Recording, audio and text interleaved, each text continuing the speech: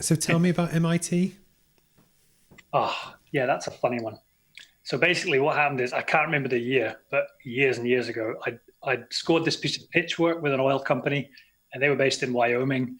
And myself and the main guy who was running this pitch in the Barken shale play, big pitch worth many, many tens of millions of bucks to them. And we agreed we were going to meet halfway. Well, halfway between Wyoming and Aberdeen is actually the eastern freeboard of the US, Hmm. pretty much in terms of flying time. So we agreed to meet in Boston. But I knew something about this guy. I knew he was a little unreliable because I'd worked with him before. So the company were going to be paying me for my time and effort and expertise. But I thought, out of the 3 days or whatever I booked with him, I'll be lucky if he shows up for one day. So I started Googling, looking up Boston and seeing what's in Boston. I found out MIT was there. And so I sent a pitch email, which I used like a presentation Yeah. structure to design. I didn't just send a random email. And I sent it to a decision maker who I discovered at MIT, the entrepreneurial bit of MIT. Basically, I just pitched him the idea of me coming and speaking to their entrepreneurial students on the topic of presenting and pitching. Hmm. I thought, well, I might as well do something useful while I'm there and get some interesting new connections. So I didn't pitch him in it. It wasn't to be paid or anything. It was just to basically do what I'd been doing with Bob Hmm. at Scottish universities, but to do it for MIT for free because I was going to be in the town anyway.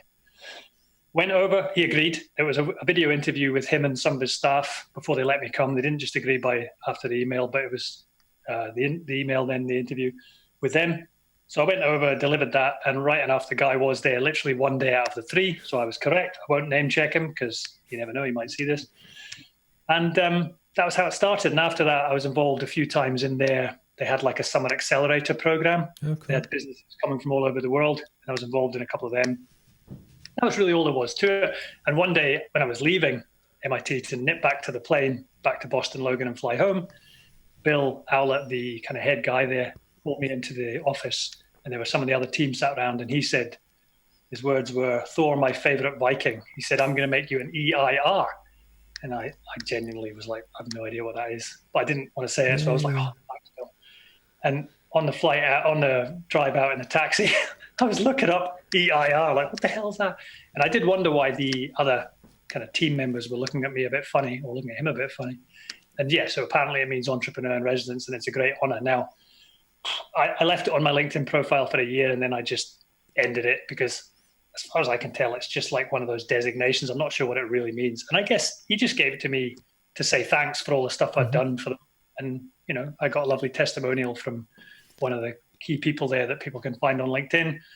And yeah, it was a great experience. The real value in that story for myself too is the idea of just offering to do something off your own back, offering to provide value up front, because that's where that, as you say, an element of credibility came from. It all But started with just offering them something. So because I think the real thing which I really like from that story is the fact that you had an arrangement, you had something going on.